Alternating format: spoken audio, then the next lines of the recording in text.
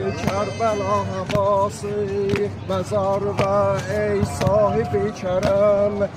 Piyade rahe olmuşam cerem. Mevla ya Hüseyin medet, Mevla ya Hüseyin medet, Mevla ya Hüseyin medet, Mevla ya Hüseyin medet. Şükuhe Kur'an ya Hüseyin senindir.